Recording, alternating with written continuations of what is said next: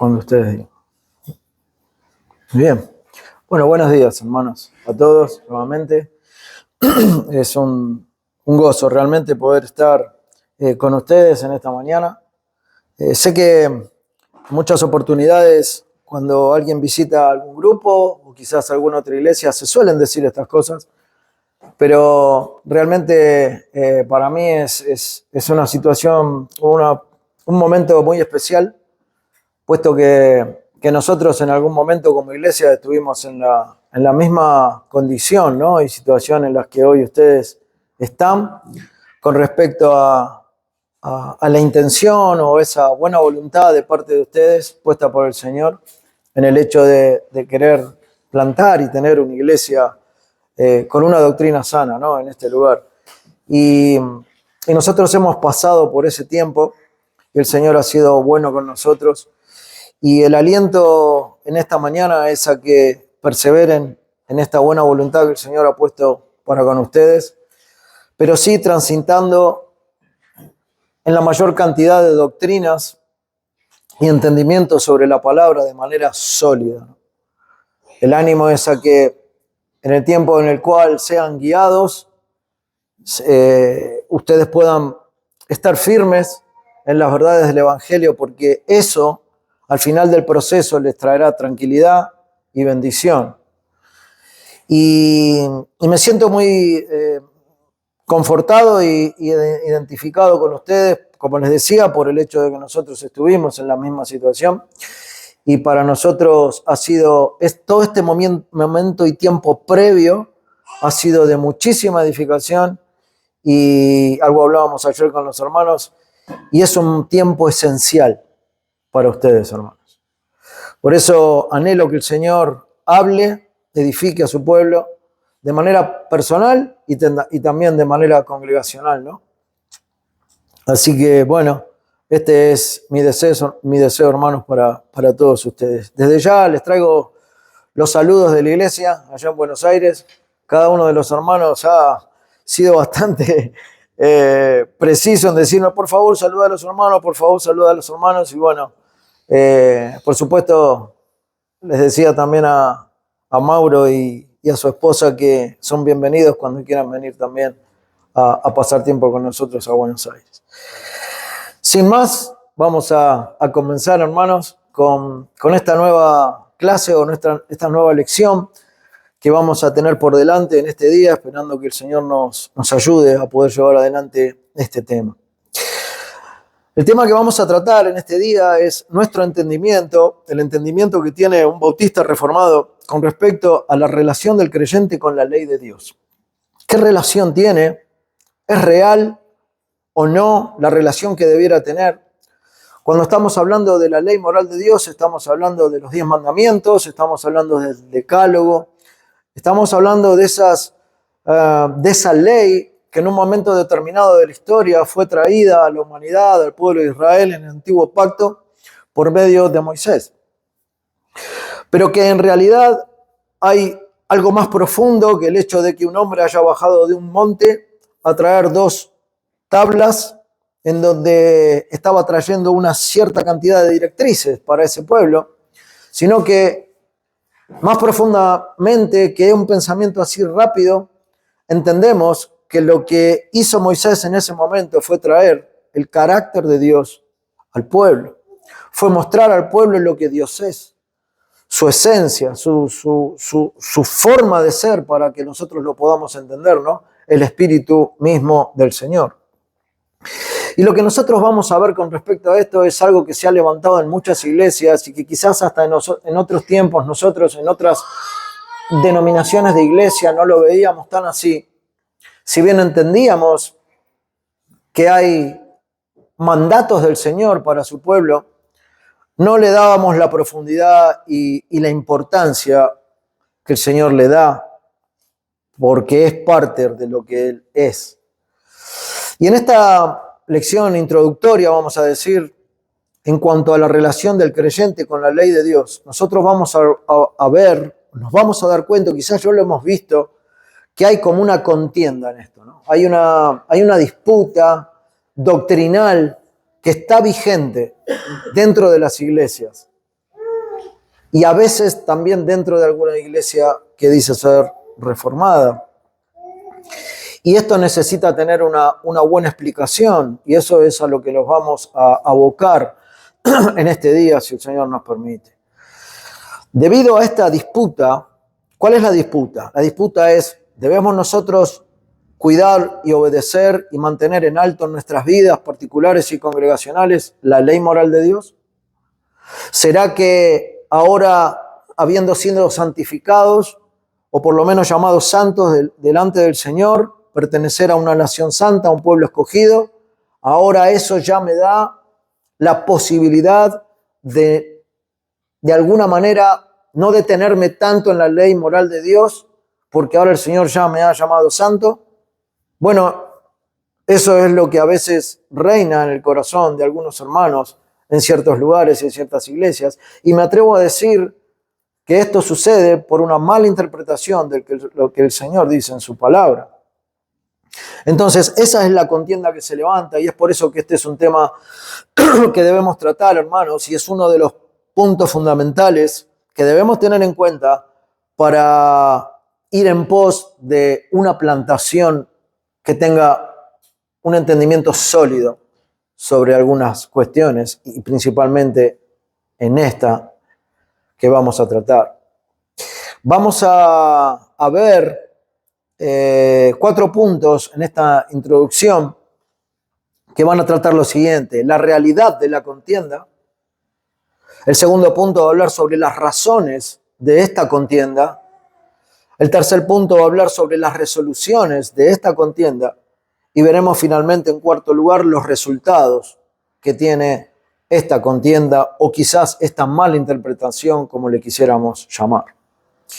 Pero empezando con el primer punto, la realidad de la contienda. Para entender esto, o lo que está sucediendo, lo que a veces sucede, tenemos que conocer una palabra que ayer tratábamos y charlábamos con algunos hermanos, que tiene un significado que quiere decir en contra de la ley. Esa palabra es antinomiano, o un movimiento, un pensamiento que nos lleva a pensar en un antinomianismo, ¿no? Ese anti viene de la palabra contra, y nomos de la palabra ley. Por lo tanto, hay una situación que puede estar en el corazón que se pone en contra de la ley, sin decirlo abiertamente, pero quizás en la vivencia y en la conducta de aquellos cristianos, o de algunos cristianos, viven en contra de esa ley. Puede ser por transgresión directamente a la ley, o porque no la tienen en cuenta. Pero de ahí viene esa palabra o ese pensamiento, ¿no? El antinomianismo. Y dentro del antinomianismo hay diferentes categorías, y nosotros debemos entenderlas para poder considerar apropiadamente a qué se refiere, ¿no?, este tema. Por un lado, hay una posición que es completamente herética, ¿no?, en cuanto al antinomianismo. Es una posición pecaminosa, es una posición carnal, ¿no?, por decir. Pero existe otra posición que es un error doctrinal. Y nosotros vamos a considerar estas dos categorías para empezar con esta introducción. ¿Cuándo hay un antinomianismo práctico? Bueno, el antinomianismo práctico está en el pensamiento de aquellos que insisten en que se debe vivir sin una ley en su vida práctica. Hay personas que insisten en eso y que viven así, ¿no? Por ejemplo, esto es común en el mundo. En el mundo en general, las personas que están volcadas al mundo sin un entendimiento del Señor, bueno, viven sin ley, y en la mentalidad de los hombres sin Dios directamente esto es algo normal, ¿no? Nosotros vivíamos así cuando estábamos sin el Señor. Pero tristemente, hermanos, tristemente, es verdad esto en algunos grupos también que se identifican como cristianos. Y ahí es donde nosotros tenemos que poner nuestra mirada, ¿no? Algunos sostienen que el pecado ya fue vencido en la cruz, y esto es real, lo sabemos, lo conocemos, y entonces ya somos santos, ¿no? Lo que decíamos recién. Por lo tanto, yo puedo vivir como desee, porque Cristo ya me rescató, ¿no? Entonces ya no tiene tanta implicación para mí la ley de Dios. Y lamentablemente hay muchas iglesias o muchas personas en las iglesias que nunca van a usar ese término, pero sus vidas son esto. Son esto. Viven de esa manera. Celebran el amor, la restauración que el Señor ha hecho en sus vidas, pero no marcan el pecado, no establecen límites bíblicos para las conductas de sus vidas, no hay un establecimiento de una línea de responsabilidad frente al Señor. Por lo tanto, todo queda en una vida de sentimientos, sin responsabilidad frente a la palabra y frente a los pecados, ¿no? Principalmente, porque cada uno es responsable frente al Señor de sus propios pecados. Entonces, cuando la ley moral no me rige en casi nada, y no es natural para mí vivirla, o por lo menos pretender cumplirla, entonces todo queda en un mero sentimiento, en una mera emoción. Y no son movidas a una vida de santidad. ¿Qué es lo que el Señor establece como casi prioritario, ¿no?, en la vida de los hijos de Dios? Buscar esa santidad sin la cual nadie verá al Señor. Esto, si se vive así a lo largo de nuestra vida diciendo ser cristianos, nos está mostrando que nuestra fe niega lo que Cristo ha dejado dicho en la Escritura para sus hijos, que es precisamente buscar santidad. Entonces, nosotros vemos que esto es una realidad en muchos lugares en donde dicen ser iglesias. Y quizás lo sean realmente, pero hay un entendimiento un poco lejano a lo que el Señor dice en su palabra. Pero eso es una cuestión. Ahora nosotros nos vamos a centrar en el antinomianismo que nos interesa, debido a que no es una posición correcta doctrinalmente. Y es una posición que, como no es correcta doctrinalmente, se la puede ver correcta si no entendemos lo que el Señor dice en su palabra. Podemos ser engañados por esa posición y llevar adelante nuestras vidas engañados sin saberlo, ¿no? Y aunque no creemos que sea una herejía, hermanos, sí consideramos que es un error que debe ser contrastado y confrontado conforme a la palabra del Señor. Y ese es el antinomianismo de tipo doctrinal. Ya no es práctico, sino una enseñanza, ¿no?, que se da y que bajan desde los púlpitos. La gran mayoría de los hermanos que tienen este entendimiento equívoco, ¿no?, con respecto al antinomiano doctrinal, ellos ven la importancia de la ley, la ven como la norma de vida para el mundo, pero para el antiguo Israel también. Pero niegan que esa ley sea una regla vigente o de vida para el creyente hoy día. Este es el error doctrinal. Que dice, sí, no, la ley es verdad. La ley la ha instituido el Señor. Rige para el mundo, pero para el antiguo Israel. Para nosotros ya no. Luego de Cristo, ¿no? Ahora, la gran mayoría de estos hombres son hombres piadosos.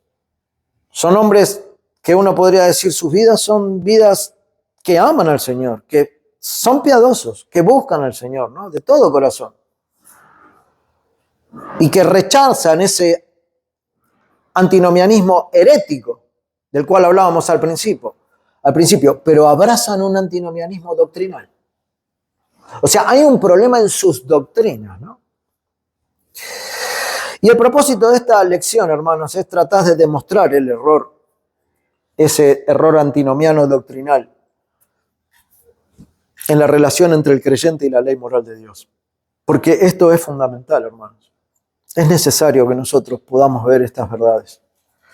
Hay muchas consecuencias doctrinales que se derivan de los círculos cristianos por esta contienda.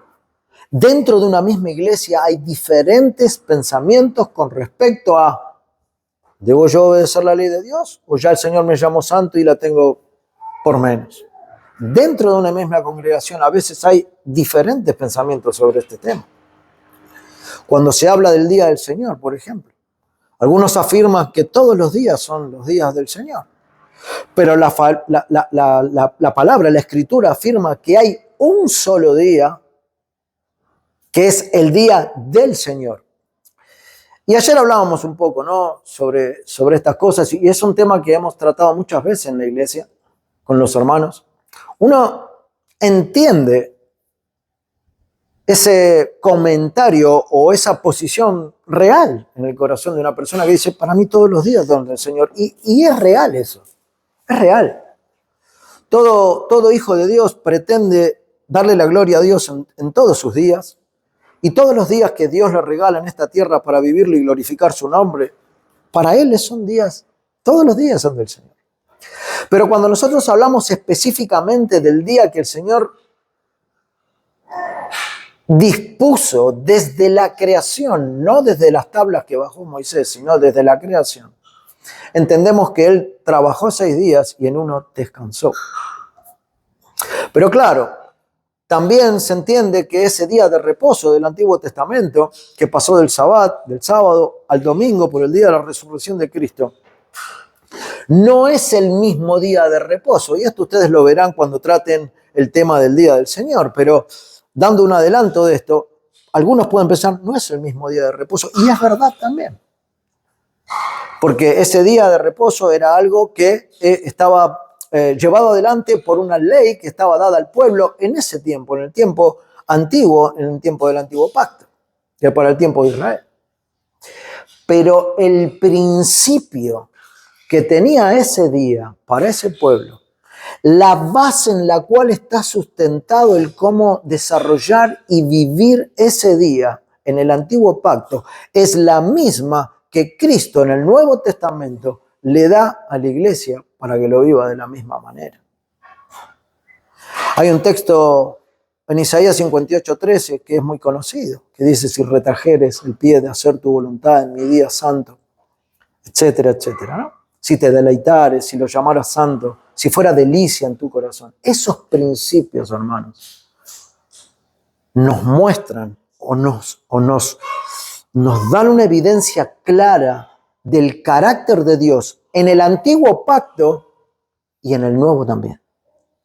Porque es el día que está presentado para que la iglesia le honre de manera personal, privada y de manera congregacional.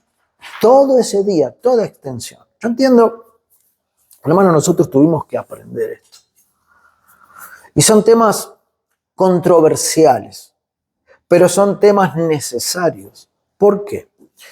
Porque si nosotros entendemos que la ley de Dios está vigente, y lo podemos entender de manera natural, que el Señor nos muestre y nos dé fe, no porque acá hoy estoy yo, quizás venga el hermano Jorge o Javi o quien sea, o cualquier otro que ustedes puedan escuchar por alguna plataforma, que les convenza a la fuerza, hermanos. No, que el Señor les dé entendimiento, como les ha dado a muchos hermanos en Cristo a lo largo de todo el mundo, de entender que si la ley moral de Dios sigue vigente para el cristiano, nunca podemos desplazar el 4º mandamiento de esa ley moral, sino que es un compacto de leyes que nos muestran lo que Dios es y lo que Dios quiere para su pueblo.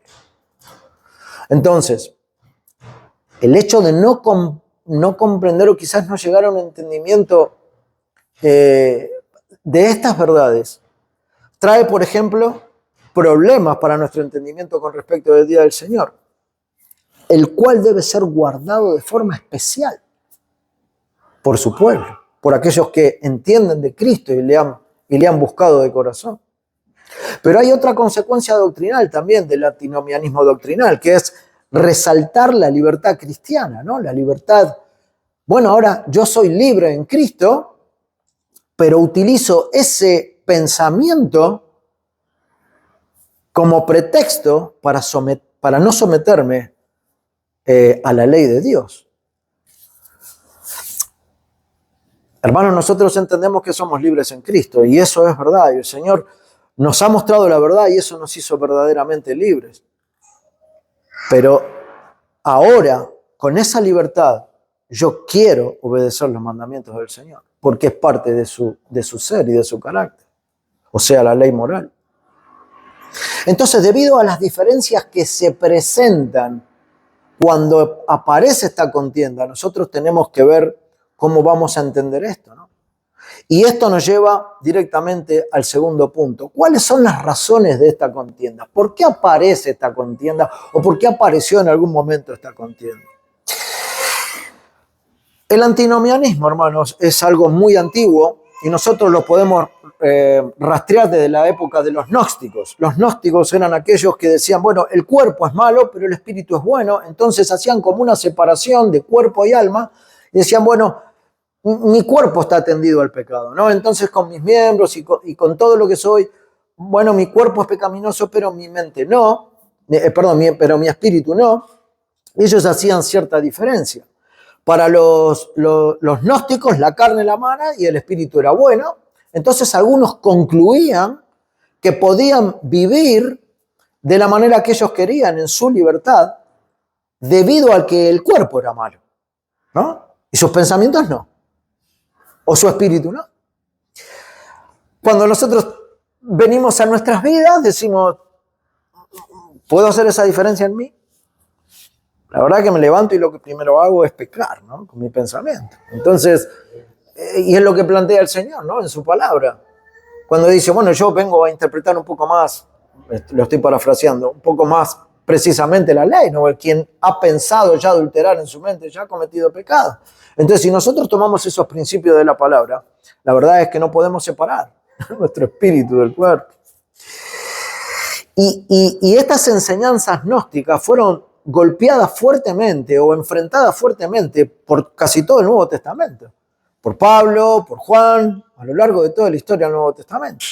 De modo que cuando nosotros abordamos el antinomianismo doctrinal, estamos tratando con un tema que se fue dando a lo largo de toda la historia de la Iglesia. Sin embargo, este antinomianismo doctrinal tuvo como su auge o su momento más fuerte y fue abrazado por muchas iglesias no hace mucho. Es algo que tiene influencia más reciente en las iglesias. Y es por eso que vemos los desastres en la iglesia, por no tener un entendimiento firme de lo que el Señor dice en su palabra, ¿no? Nosotros, por supuesto, lo hacemos de una manera respetuosa, pero este análisis lo podemos considerar desde el dispensacionalismo, ¿no? El dispensacionalismo fue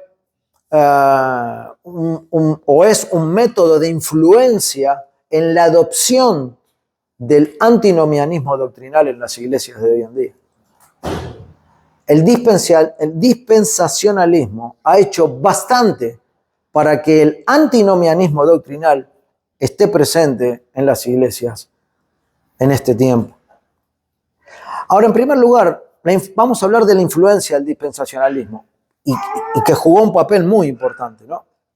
Primero vamos a definir lo que es dispensacionalismo por si alguno no lo tiene muy claro. El dispensacionalismo es un sistema teológico dentro del cristianismo protestante, especialmente entre los evangélicos, que interpreta la Biblia de una manera particular. ¿Y de qué manera la interpreta? Dividiendo la historia de la relación de Dios con la humanidad en dispensaciones o en etapas, para que se sepa, para que se entienda más fácil, ¿sí?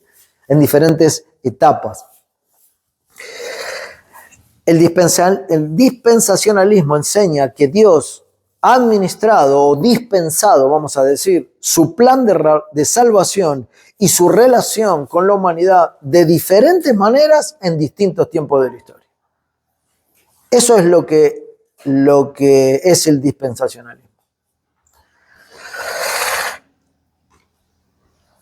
Cada dispensación o cada etapa representa una etapa del trato de Dios para con la humanidad, con responsabilidades específicas para las personas y con revelaciones progresivas de su voluntad. Eso es el dispensacionalismo. Cuando nosotros traemos este pensamiento a lo que nosotros entendemos y creemos, decimos, esto no concuerda con la palabra, ¿no? Entonces, cuando nosotros estamos tratando acerca del dispensacionalismo, nos acercamos a un sistema de interpretación que se hizo popular a principios del siglo XX. No es algo que viene de la Reforma, ni mucho menos es algo que viene de la iglesia primitiva, sino que es algo que proviene de hace muy poco tiempo atrás. Y mucho de esto se estableció con la Biblia de Scofield, lo que hablábamos ayer, y las conferencias que se generaban referente a los eventos futuros, ¿no? En aquellos años. Porque, hermanos y hay iglesias que son sanas en su exposición, en su predicación es positiva con respecto a la palabra, pero que su interpretación en cuanto a la dispensación entre el antiguo y el nuevo pacto tienen un error doctrinal. Y quizás la dispensación en cuanto a la escatología en los fines de los tiempos tienen una mala interpretación doctrinal. Pero todo este sistema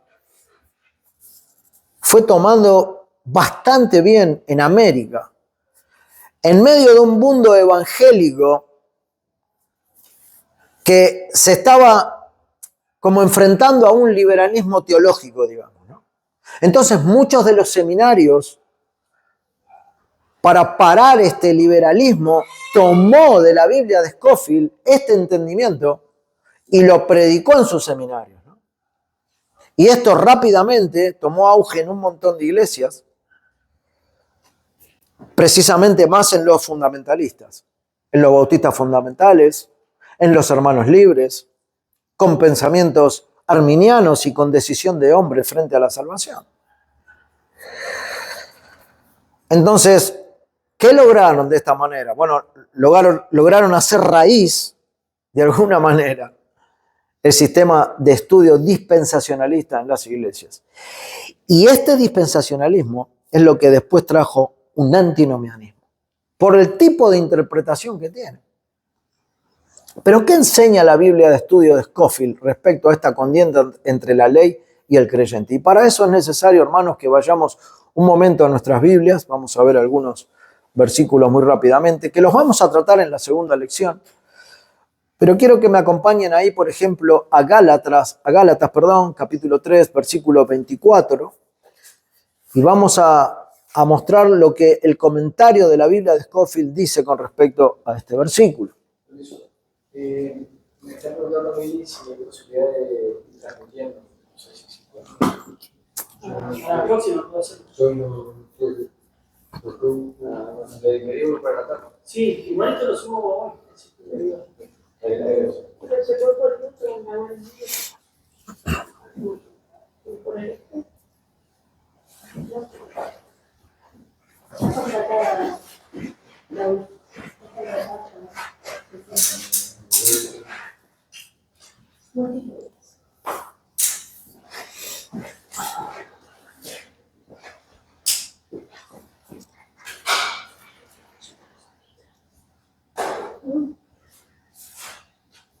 Entonces, como que arrancaría en vivo ahora. Sí, sí lo puedo hacer. Pero eso sigue grabando. Sí, eso está grabando. Sí que sí. ¿Seguimos? Bueno. Ahí vamos a empezar en vivo porque están preguntando a ver si. Sí, no hay problema, hermano. Pero seguimos adelante. Desde acá seguimos. Bien. Entonces acompáñenme, hermanos, ahí a Gálatas capítulo 3, versículo 24, en donde Pablo le dice a los Gálatas lo siguiente en ese versículo: de manera que la ley ha venido a ser nuestro ayo para conducirnos a Cristo, a fin de que seamos justificados por la fe. Hay un flujo de pensamiento que termina en este versículo, pero que la Biblia de Scofield se toma de algunos versículos más, por ejemplo, Gálatas 3:13, Gálatas 3:14, Gálatas 3:23 y finalmente Gálatas 3:24.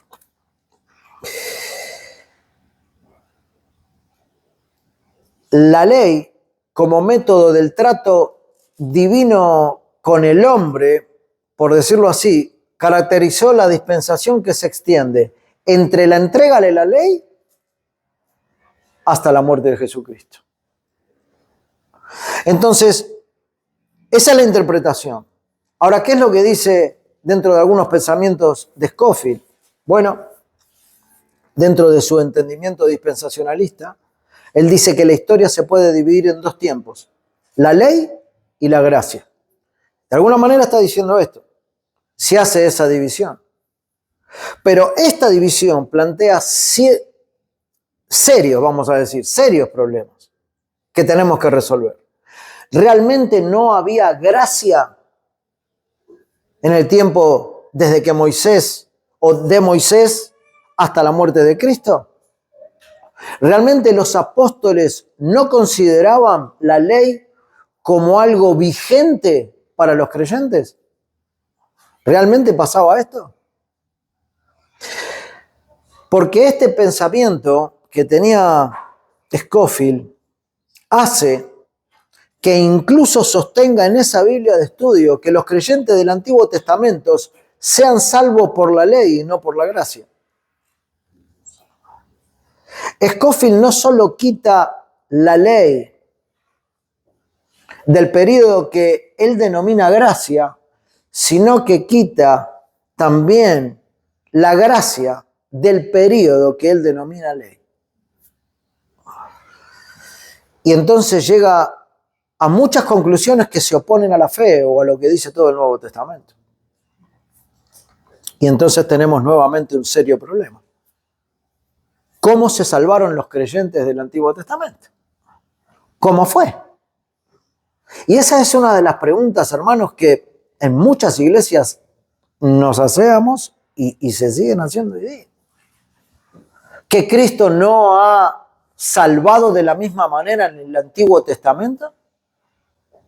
Y entonces nosotros tenemos que ir rápidamente a la primera observación, luego, precisamente luego de la caída del hombre en el pecado, que es la afirmación que tenemos en Génesis 3:15, ¿no? Que es la primera afirmación del Señor que revela que vendría un Salvador. Y esa afirmación no se ha dado luego de mucho más tiempo, sino apenas cuando el hombre cayó en pecado. Entonces, cuando nosotros entendemos que esta idea de pensamiento divide la Biblia en dos partes, bueno, este no es un pensamiento ni reformado ni bíblico. Por eso entendemos que el dispensacionalismo ha hecho daño dentro de las iglesias. Esto lleva a Scofield a seguir generando consecuencias erróneas en base a las posturas, ¿no? O a sus posturas, sosteniendo que Dios tiene dos pueblos. Los judíos que se salvaban por la ley y la iglesia que se salva por la fe o por la gracia. Y dividir la Biblia, como lo presenta Scofield en su pensamiento dispensacionalista, nos va a llevar a nosotros a conclusiones erróneas, equivocadas. Por ejemplo, en la soteriología, que es el estudio de la salvación. En la escatología, que es en el estudio de los últimos tiempos, en los eventos de los últimos tiempos.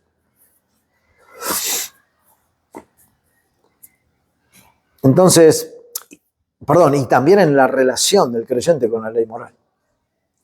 Y ahí es donde nosotros hoy estamos tratando el tema. Pero también hay otro factor, que este es el segundo punto de las causas, que es el razonamiento filosófico, ¿no? Sobre la libertad. Es un factor que ha afectado la relación de la ley con el creyente. Y la pregunta sería, ¿cómo puedo decir yo que estoy en libertad o como puede llamarse libertad si estoy obligado, ¿no?, a hacer algo, o a creer algo, o a vivir algo. El razonamiento de algunos creyentes es este: ¿cómo pueden obligarme a hacer algo siendo creyente si todo lo que hago debe ser por amor?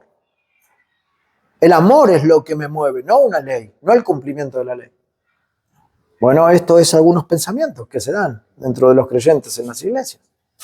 Ahora, el problema, nuevamente, no está en la ley. No está en la ley, sino en un entendimiento equívoco, erróneo, sobre la libertad.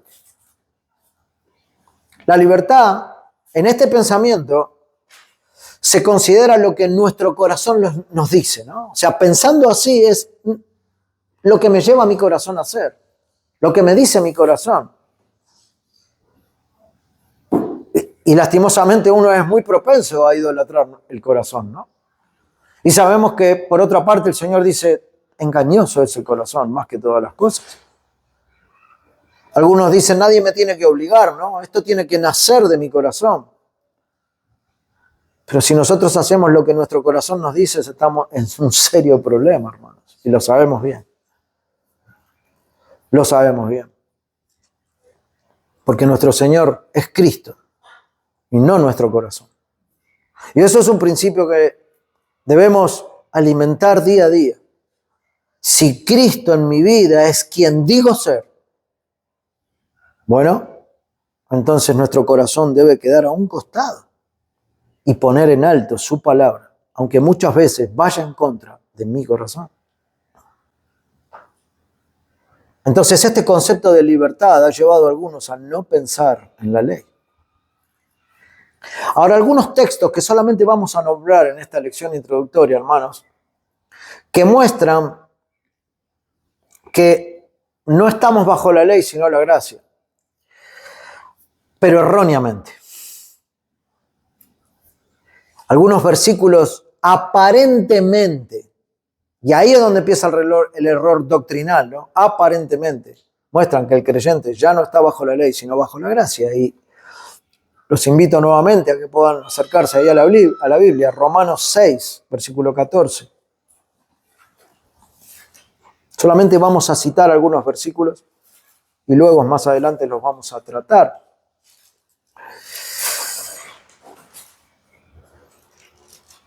Romanos 6, Pablo en la carta a los Romanos, versículo 14, dice: porque el pecado no tendrá dominio sobre vosotros, pues no estáis bajo la ley, sino bajo la gracia. Bueno, una página más adelante, Romanos 7, versículo 4. Sigue diciendo Pablo: por tanto, hermanos míos, también a vosotros se os hizo morir a la ley por medio del cuerpo de Cristo, para que seáis unidos a otro, a aquel que resucitó de entre los muertos, a fin de que llevemos fruto para Dios. Muy bien. Gálatas, capítulo 2, versículo 19.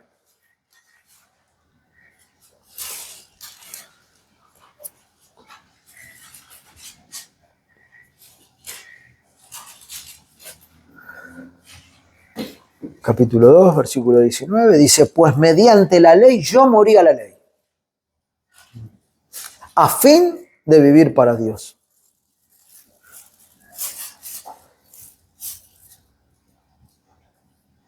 Gálatas 4, del 4 al 7. Pero cuando vino la plenitud del tiempo, Dios envió a su Hijo, nacido de mujer, nacido bajo la ley, a fin de que redimiese a los que estaban bajo la ley, para que recibiéramos la adopción de hijos. Y porque sois hijos, Dios ha enviado, el Espíritu de su Hijo a nuestros corazones, clamando: Abba, Padre. Por tanto, ya no eres siervos, sino hijos, y si hijo, también heredero por medio de Dios. Y un versículo más, Primera de Timoteo, capítulo 1, 8 y 9.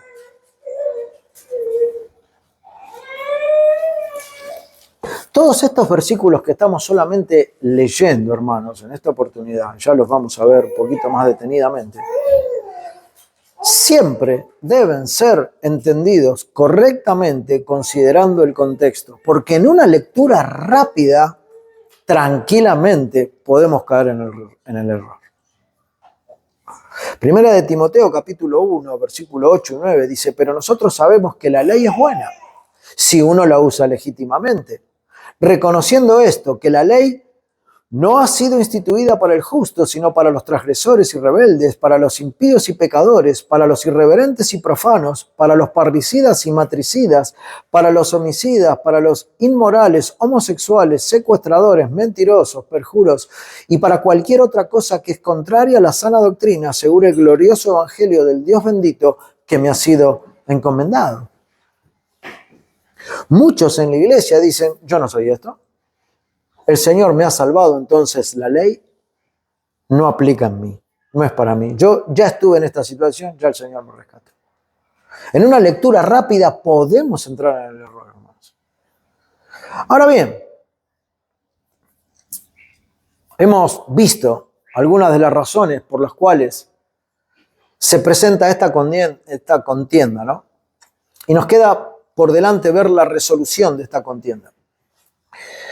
La vamos a desarrollar de manera muy breve y luego más adelante la vamos a ver bíblicamente.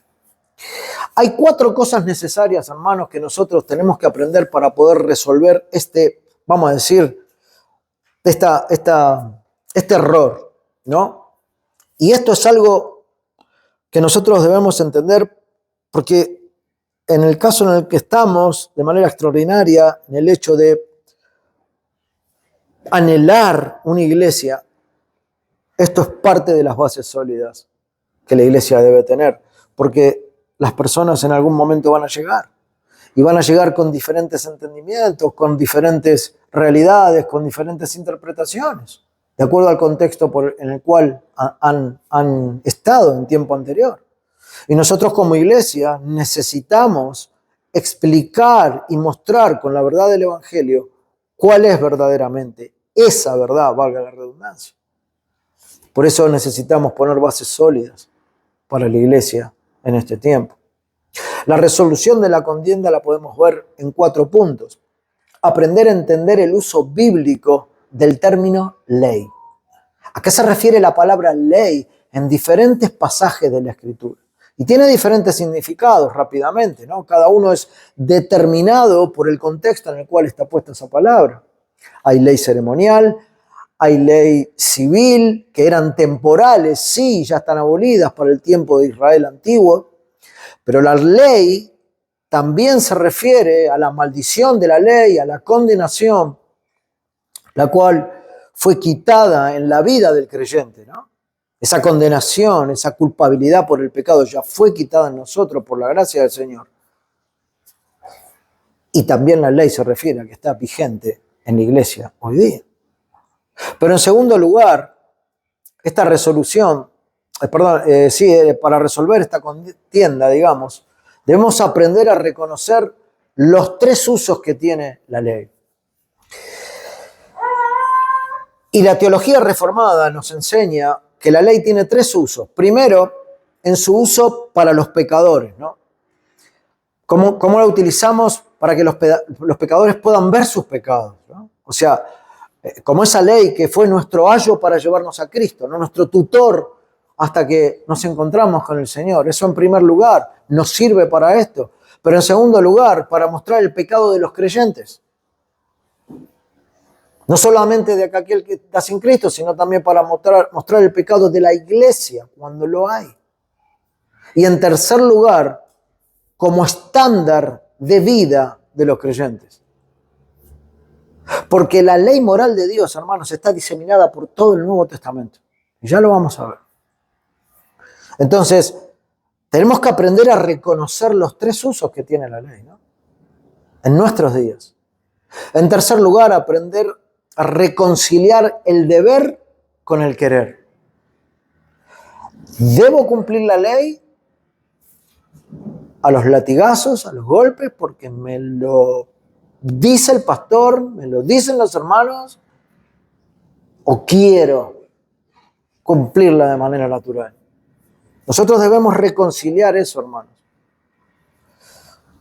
Se ha presentado el problema de que el creyente no debe someterse a la ley del Señor porque está bajo la gracia, ¿no? Y ese ya es un concepto que lo hemos escuchado en muchas oportunidades, pero ese concepto excluye de la vida de la persona que cree así el hecho de querer naturalmente estar bajo esa ley, ¿no? El creyente tiene que obedecer la ley del Señor. Sin embargo, el creyente debe guardar la ley del Señor a la vez de que quiere. Debe y quiere guardarla. No es algo a la fuerza, ¿no?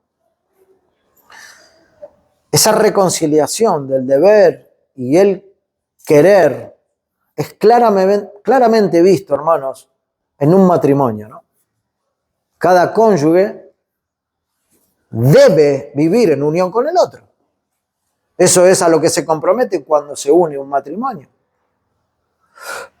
Pero a la vez, cada cónyuge quiere vivir y quiere esa unión para que sea deleitosa esa relación, para que sea una dicha estar en un matrimonio, y si es cristiano más aún. Entonces, hay que empezar a entrelazar el querer con el deber.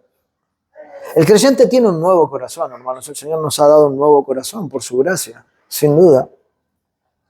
Y debe obedecer la ley del Señor, pero también el creyente real hoy quiere obedecer esa ley. En el libro que vamos a ver de Samuel Bolton, él dice algo muy interesante, que dice que la ley nos ha llevado a Cristo, y ahora estando en Cristo, Cristo nos trae de nuevo a la ley. ¿De qué manera? Para que hoy yo sea salvo por cumplir la ley. Imposible, hermanos, no podemos hacerlo. ¿Quién puede cumplir perfectamente la ley? Solo Cristo. Y nosotros escondidos en Cristo, es como el Señor nos justifica, porque creemos en lo que Él sí pudo cumplir a la perfección y nosotros no. Entonces no es que esa ley que nos llevó a Cristo, que por medio de poder ver el pecado nos lleva a Cristo, a ir a Cristo, naturalmente nos trae de nuevo la ley como diciendo, ahora podés cumplirla. Ahora querés cumplir, ahora te deleitas en cumplir. Es un deleite, la ley moral y todo el principio de Dios, toda la Escritura para el creyente. Pero en cuarto lugar, debemos aprender a valorar la importancia de tener una teología de la ley y de la gracia. Y quizás este principio es nuevo para nosotros, pero debemos entender que toda la Biblia tiene una relación entre la ley y la gracia, ¿no? No es un corte abrupto de una etapa en el antiguo tiempo y en el nuevo tiempo, o en el antiguo pacto y en el nuevo pacto, sino que hay una relación permanente. Si uno divorcia la gracia de la ley, vamos a caer en un legalismo en las iglesias. Si hacemos esa separación. Pero si divorciamos la ley de la gracia, lo que se va a dar es un libertinaje en nuestras vidas. Porque no va a haber forma de limitar nuestro corazón pecaminoso de ninguna manera. Cuando desestimamos todo el principio, todos los estatutos, todos los decretos y toda la ley del Señor, va a haber un libertinaje como hemos visto en muchas partes o en muchos lugares. Cuando nosotros vemos en el Antiguo Testamento todas las ordenanzas religiosas para cubrir el pecado del pueblo, observamos claramente la gracia de Dios para recibir estos sacrificios que apuntaban al sacrificio perfecto que es Cristo. Todo es una visión que nos muestra en perspectiva lo que iba a venir. Los holocaustos, las ofrendas por el pecado, todo eso era en virtud de un Cristo que iba a venir una vez y para siempre para redimir a su pueblo. Pero había gracia en Dios. Había gracia en decirles, hagan esto porque esto es grato para mí. Y haciéndolos, les estoy ofreciendo mi gracia. Les estoy diciendo lo que hay que hacer. Les estoy mostrando el camino. Eso es gracia. Y sin embargo vivían en la ley.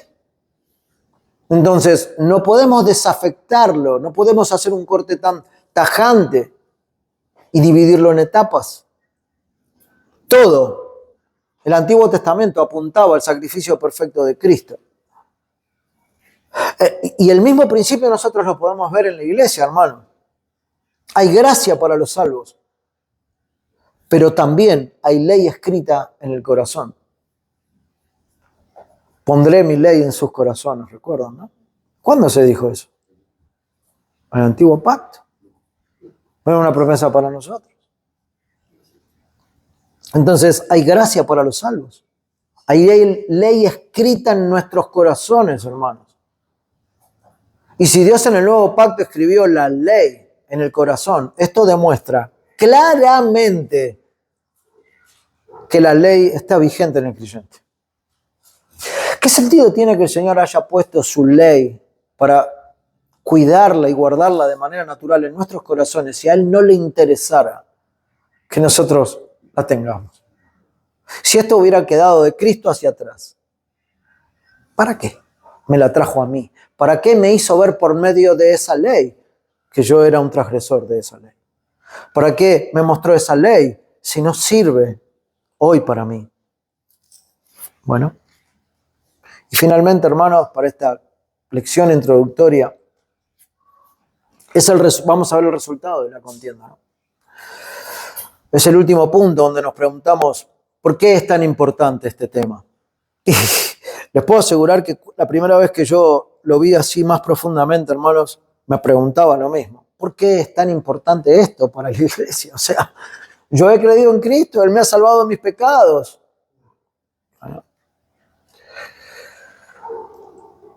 ¿Por qué debe ser entendido correctamente esto, ¿no? Para la iglesia?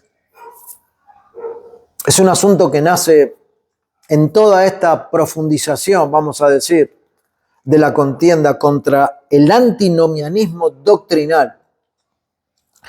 Si nosotros podemos profundizar en esto, esto va a tener ¿cómo decir?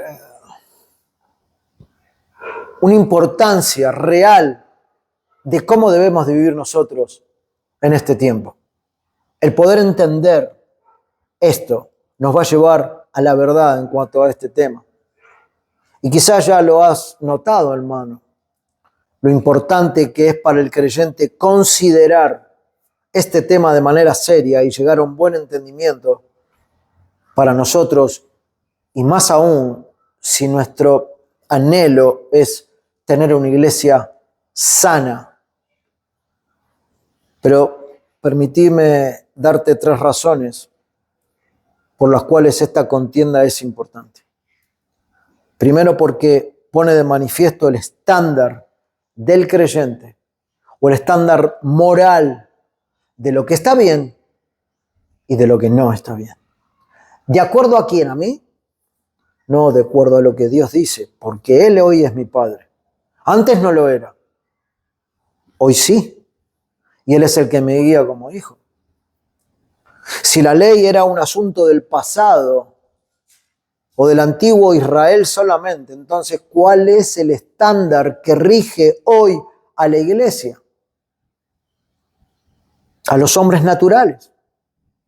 ¿Qué es lo que determina si algo es bueno o no? Uno de los problemas del ateísmo es tratar de explicar la moralidad, ¿no? Pero a la vez niegan la existencia de Dios. Al mismo tiempo. Si no hay Dios, entonces, ¿quién determina, no? Lo que es correcto o lo que no. No sé si han visto ustedes, hermanos, en alguna oportunidad una película que dice tenía el título El que cambia los tiempos. Quizás la han visto, si no pueden verla. Es una película un poco antigua, pero tampoco la recuerdo muy exactamente, porque la vi hace mucho tiempo. Pero en una oportunidad, en una de las escenas, uno de los niños que andaba por ahí, creo que toma algo, sustrae algo de otro, y viene una persona conservadora, grande, con valores morales, que se estaba debatiendo entre Dios y los valores morales. Y le dice al niño, no, eso que has hecho está mal, ¿no? Y entonces el chico o la niña, no recuerdo bien, le dice, ¿y quién dice que está mal? ¿Y quién dice que está mal? Y el hombre se quedó, ¿no? Si nosotros no entendemos que la ley moral viene del mismo carácter de Dios, no vamos a tener parámetro para saber exactamente qué es lo que está bien y qué es lo que no. Qué es lo que Dios nos pide y lo que Dios no nos pide. Entonces, el resultado de quitar la ley de Dios es vivir amoralmente. O sea, es vivir sin una moral en la sociedad. Y esto lo vemos día a día. Porque el mundo no le interesa la ley de Dios y muchas veces hasta ni le interesa la ley de los hombres. Que en muchísimas oportunidades se desprende de la ley moral de Dios, las normas, las leyes que tenemos como países. Porque el que roba, bueno, teóricamente debe ir preso. El que mata, teóricamente, debe cumplir su sentencia. ¿De dónde sale eso? Bueno, por tanto, debemos comprender la importancia de la vigencia de la ley porque está enraizado en el carácter de Dios. Esto es el carácter de Dios, hermanos. ¿Queremos conocer a Dios? Leamos su ley, leamos sus principios, veamos de su misericordia, veamos de su ira, veamos de todos los atributos que podemos conocer por la gracia del Señor en este tiempo y que han sido tratados por tantos hermanos a lo largo de la historia para ver con más claridad lo que Dios es. Y aparte, hermanos, Dios no cambia. La realidad que Dios le mostraba a hermanos hace siglos atrás es lo mismo que nos muestra hoy, porque en Él no hay sombra de variación. Y eso es un principio que no podemos dejar de tener en nuestra mente y en nuestro corazón. El Señor es el mismo, hoy, ayer, hoy y por los siglos. Cuando nosotros tenemos esos principios sólidos en nuestras mentes, en nuestros corazones, podemos tomarnos naturalmente de lo que Él dice porque es el mismo Dios, no ha cambiado ni un ápice, nada de sus declaraciones. Por lo tanto, lo que Él ha determinado como desagradable sigue siendo desagradable para Él. Y lo que Él ha determinado como bueno sigue siendo bueno. Dios sigue vigente y el cumplimiento de sus mandatos es permanente para nosotros, es de carácter obligatorio, vamos a decir. Pero en segundo lugar, hermanos, para ir cerrando, porque también esto establece límites en la vida del creyente y aclara el propósito y las responsabilidades de nuestras vidas como creyentes. ¿Para qué vive un creyente? Bueno, alguno en una respuesta rápida diría, un creyente consciente, ¿no? Bueno, para darle la gloria a Dios en todo, para deleitarse en su Dios. ¿Qué es lo que debería buscar con todo su corazón?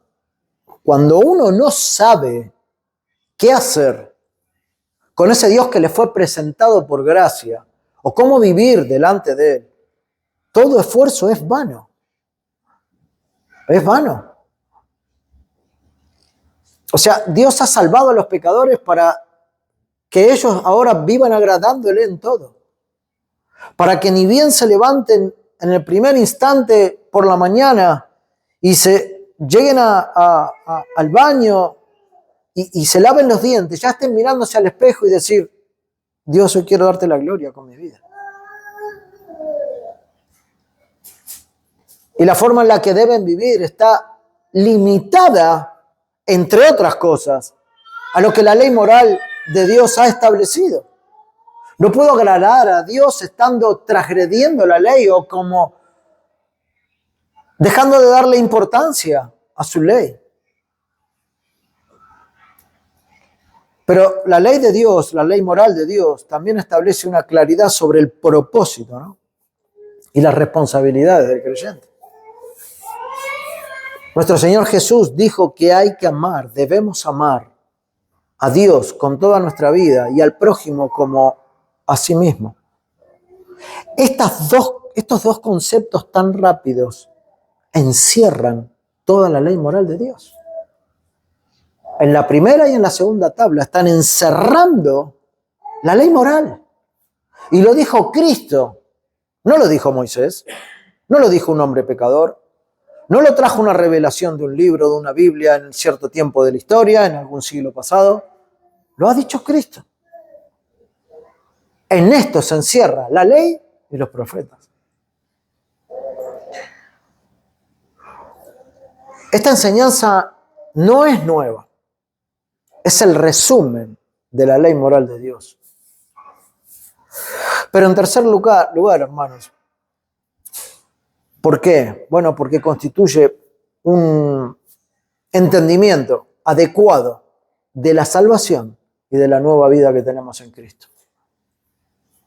Si no escogemos en esta contienda el camino correcto, vamos a tener un entendimiento inadecuado de la salvación y de la vida nueva que el Señor nos ha dado.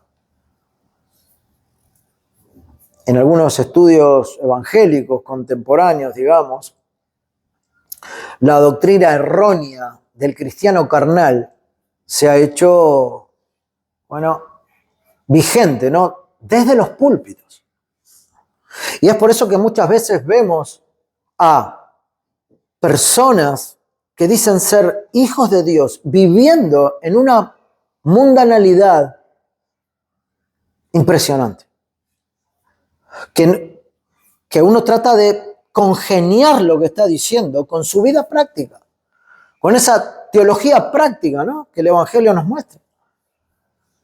Pero no podemos unificarla, porque sus frutos son descolgados frente a lo que la palabra dice. No tienen frutos dignos de arrepentimiento, pero dicen que son cristianos. Desde los púlpitos ha bajado ese mal entendimiento del cristiano carnal, tomándose de 1 Corintios, cuando Pablo le hablaba a los corintios, pero Pablo ahí se estaba refiriendo a una situación puntual en la que ellos estaban mostrando una actitud carnal. En esto ustedes parecen carnales, ¿no? No le está diciendo que se puede vivir como un cristiano de manera carnal permanentemente. El carnal está tomado como un inconverso en la palabra de Dios. Entonces, en esta situación, hermanos, ustedes están respondiendo de manera carnal. Y les insta y los alienta a que ya no vivan así. Había mucho desorden en la iglesia de Corinto. Pero eso de ninguna manera quiere decir que nosotros debemos ser cristianos mundanalizados o volcados al mundo dejando de lado la ley de Dios. Por favor, eso no es cristianismo. Pero posiblemente este sea el resultado de enseñanzas del dispensacionalismo. Indirectamente, ¿no? Porque no digo que lo prediquen así. Tenemos hermanos respetadísimos y amados en el dispensacionalismo. Pero el concepto del cristiano carnal está conectado con el antinomianismo. Porque no se entiende que la ley moral de Dios sigue vigente. Un cristiano carnal es aquel que vive como quiere, hermanos, sin someterse a la ley de Dios o a la voluntad de Dios, sin sujetarse a los mandamientos de Dios. Vive como el mundo. Y se dice cristiano. La Biblia no presenta este tipo de cristianos. No lo presenta. Y ella no nos enseña ese tipo de doctrinas. Son malas interpretaciones de parte de algunos grupos. Si la ley es una molestia para nuestras vidas, hermanos, si cumplir de manera natural o querer volcarnos de manera natural a la ley del Señor es una molestia, es porque tu corazón no ha sido regenerado por los beneficios de la salvación. Démosle vuelta o lo miremos de donde sea. Bueno, porque el corazón convertido es un corazón que vuelve a estar ordenado y alineado con la verdad de la palabra. Y es un corazón que antes vivía de tal manera, pero ahora, como cuando Pablo dice en muchas oportunidades, antes vivían así, eran esto o lo otro, pero ahora en Cristo es otro tema, es otra cosa, es otra vida. Este tema, hermano, nos tiene que hablar directamente a nuestro corazón, a nuestras vidas. Y por eso es de suma importancia, y más aún cuando el anhelo es que una iglesia sea formada. No podemos dudar en estas verdades, no podemos ser dubitativos frente a personas que lleguen, cristianos que digan serlo y estén viviendo de manera desordenada en su vida. Puede haber pecado, los va a haber, hermanos, nadie es perfecto en esta vida, y va a haber pecados con los cuales debemos tratar, pero el cristiano va a querer naturalmente mortificar cada uno de esos pecados permanentemente, mirando en la santa ley de Dios, aquella ley que un día nos condenaba, pero que ahora fue puesta para nuestra santificación. Cuando el Señor nos dice que uno de los mayores anhelos de Dios para nosotros es nuestra santificación, vamos a decirlo así, parafraseando un poco la Escritura, ¿de qué manera vamos a ser santificados si no correspondemos? ¿O de qué manera vamos a avanzar progresivamente en esa santificación si solamente nos quedamos con que el Señor ya me llama santo? ¿O solamente digo, bueno, el Señor ya murió por mí, puedo vivir como quiera? Eso no es cristianismo, hermanos. Hay un montón de imperativos en la palabra del Señor de parte de muchos hermanos, Pablo, Juan, Santiago, a que debemos cuidar la santidad y la salvación que el Señor nos ha dado. Cuidad nuestra salvación, ¿no? Con temor y temblor. Y de eso va a ser así, en la medida que todo el principio de Dios sea tenido en cuenta en nuestras mentes y en nuestros corazones. Amén. Oremos y terminamos con esta parte. Padre, queremos una vez más darte gracias, Señor, porque cuántas instrucciones hay en tu palabra, Señor. Gracias porque tú, cada vez que hablas a nuestras vidas, Señor, nos sentimos mal, Padre, porque sabemos que somos pecadores.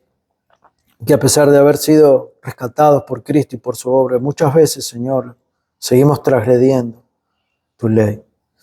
Ayúdanos, Padre. Danos de tu gracia, Señor, como esa gracia que ha llegado a nosotros por medio de Cristo y de la cruz, que un día ha querido llegar a nuestras vidas y salvarnos realmente, a poder hoy vivir, Señor, completamente alineados a ti, a tu ley moral, a tus principios eternos, Señor, a comprender tus atributos, Señor, a lo que tú eres, y entender, Señor, que tú eres el centro de todo esto, Señor. No somos nosotros, ni nuestros pensamientos equívocos y pecaminosos, sino que tú eres el centro, Padre. Y nosotros queremos caminar en torno a ti, Señor. Ayúdanos, guía a mis hermanos, Señor, cada una de sus vidas, en sus corazones, en sus familias, en sus realidades diarias, Señor, a poder tener presente tu palabra y así poder predicarla al mundo, Señor. Y también a este anhelo, Señor, que ellos tienen en plantar una iglesia local. Guíanos, Padre, a todos. Necesitamos de ti y de Cristo. En el nombre del Señor Jesús. Amén.